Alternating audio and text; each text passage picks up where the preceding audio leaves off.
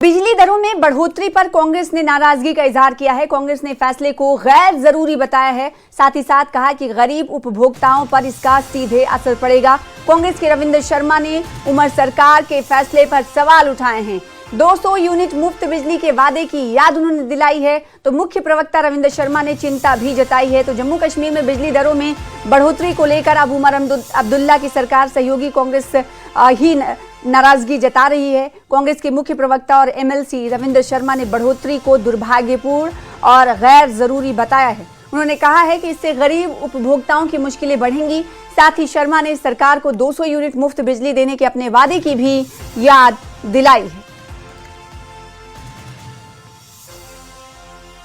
Ruling national conference कल से back foot पर आ गई है। जब से उमर अब्दुल्ला जो कि चीफ मिनिस्टर हैं, उन्होंने जो कि पीडीटी का डिपार्टमेंट भी देखते हैं, उन्होंने बिजली के किराए में, बिजली की फीस में बढ़ोतरी का फैसला किया है। तब से मुख्तलिफ पॉलिटिकल पार्टीज़ इस पर अपनी अपनी रिएक्शंस दे रही हैं।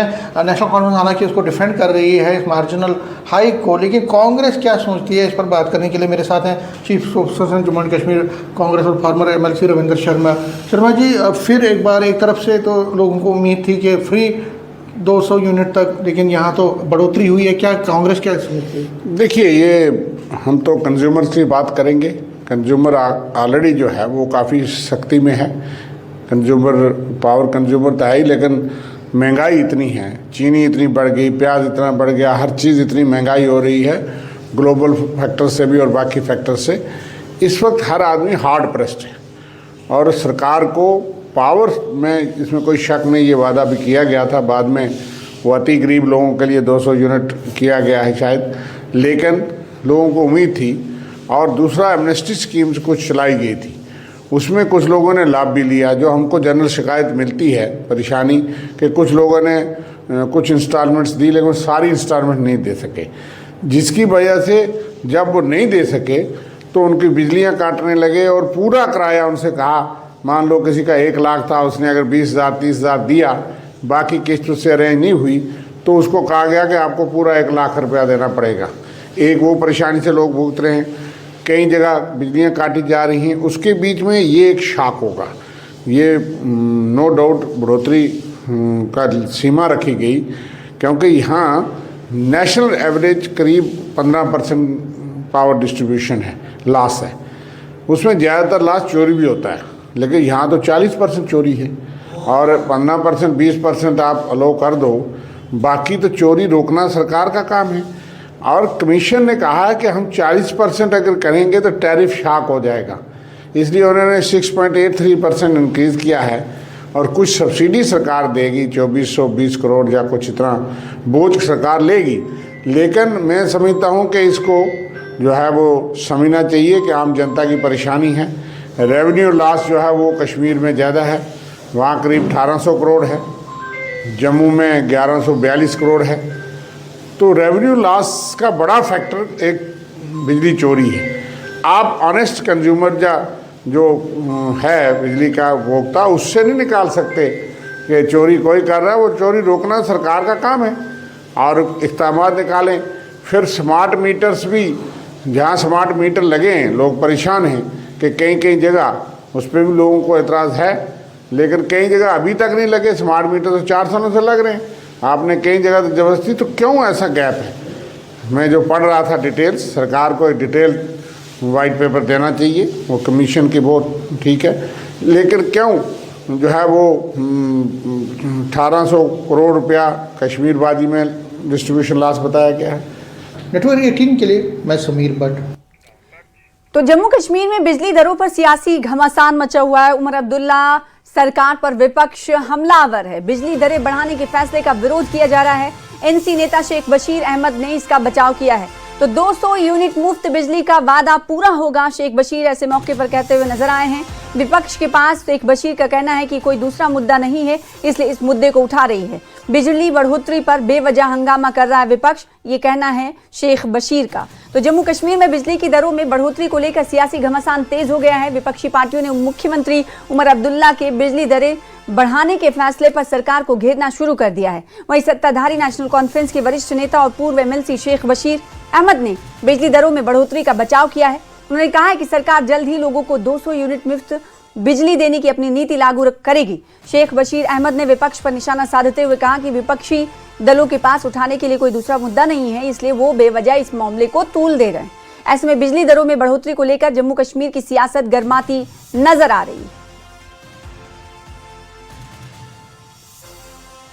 जम्मू कश्मीर सरकार ने कल एक बड़ा फैसला लिया है, जिसके तहत जो बिजली की जो फीस है, मंथली फीस, उसको बढ़ा दिया गया है। उसके बाद अपोजिशन पार्टीज लगातार हमला कर रही है, चाहे बीजेपी हो, पीडीपी हो, पीपल्स कॉन्फ्रेंस हो, इवन की कांग्रेस जो कि नेशनल कॉन्फ्रेंस की अलाई है, वो भी कहीं ना कहीं कटघरे में ले रही है उमर अब्दुल्ला सरकार को, चीफ मिनिस्टर को, और उनको याद दिला रहे हैं कि चीफ मिनिस्टर ने कभी ये कहा था कि 200 जो यूनिट हैं पर मंथ वो फ्री मिलेगा, लेकिन उसके बदले जो बिजली के किराए हैं, बिजली के दर हैं, उनको बढ़ाया जा रहा है। शेख बशीर अहमद है मेरे साथ, ये जम्मू कश्मीर नेशनल कॉन्फ्रेंस के सीनियर लीडर हैं, फॉर्मर एमएलसी हैं। न्यूज़ 18 से बात करने के लिए शुक्रिया।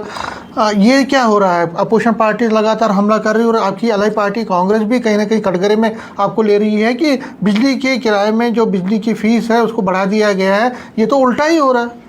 जी, अपोजिशन हमेशा क्रिटिसिज्म करती है, अच्छा काम करो तब भी क्रिटिसिज्म करती है, जो लोगों के हित में होता है, और यहाँ क्रिटिसिज्म की गुंजाइश अपोजिशन को है। इसलिए है कि जम्मू कश्मीर के अंदर जो बिजली का निज़ाम है, ये निज़ाम बेहतर बनाने की ज़रूरत है। इसमें कोई शक नहीं है कि नेशनल कॉन्फ्रेंस ने अपने मैनिफेस्टो में 200 यूनिट फ्री देने की बात की है, और उसके लिए बाज़ाब्ता तौर पे जो बिलो पॉवर्टी लाइन है वो प्रोसेस वहाँ शुरू कर दिया गया है।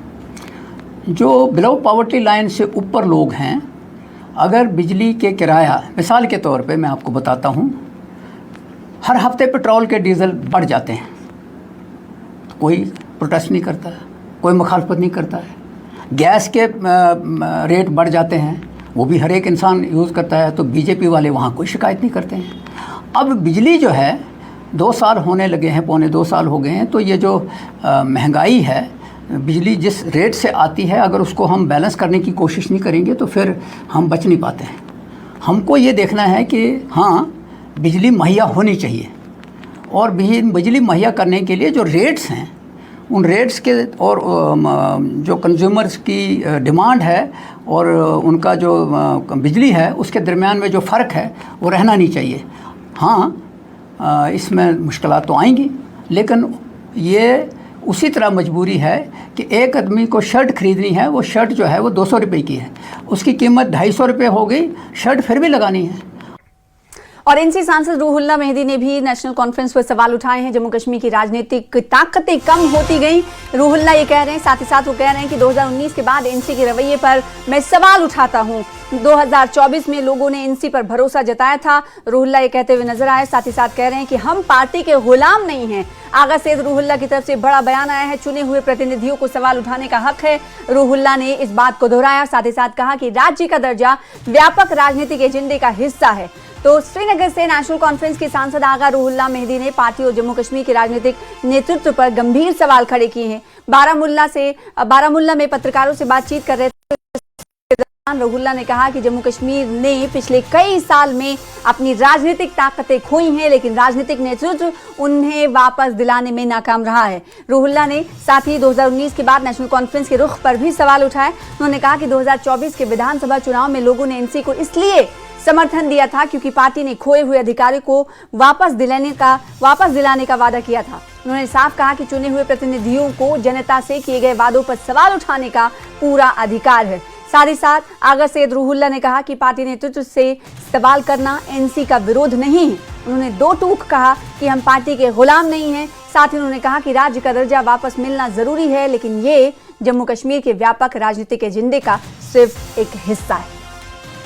आज़ाद की अंदर उस बारे में धोखा, आपको क्या लगता है? मैं आपसे सवाल पूछूं, जो हमने 2024 में इलेक्शन लड़ा, जिस नाम पे और जिस वादे पे हमने इलेक्शन लड़ा, जो यकीन दहानी हमने लोगों को दी, क्या 2 साल के अंदर आपको लगता है कि हम उस रास्ते पे जा रहे हैं?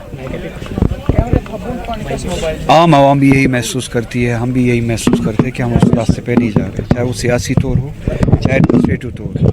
चलिए, बाज़ लोग ये कहते हैं कि सियासी लड़ाई बहुत लड़ाई है, 5 अगस्त के हुकूक की लड़ाई बहुत लड़ाई है, हम पहले दूसरी लड़ाइयाँ लड़ेंगे, छोटी बातों पे लड़ाई लड़ेंगे। चलिए, मैं 2 मिनट के लिए मानता हूँ वो बहुत बड़ी लड़ाई है, उसमें धोखा मिला तो ठीक है, वो बातें उन्होंने बदल दी, चलिए तो मान लेता हूँ। हम ही ने कहा था ना कि 200 यूनिट्स हम फ्री दे देंगे, बकौल इनके छोटी बातें मैं छोटे मसलों पे आते हैं जो मुमकिन है।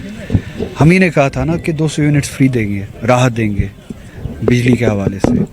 2 साल हो गए, जैसे कि मैंने अंदर भी कहा, तो अभी तक 4800 यूनिट्स अभी तक मिले होने चाहिए थे, नहीं मिले। उल्टा ये हुआ कि कल ही 7% बिजली फीस बढ़ाया गया। तो हम इसे क्या कह सकते हैं आप?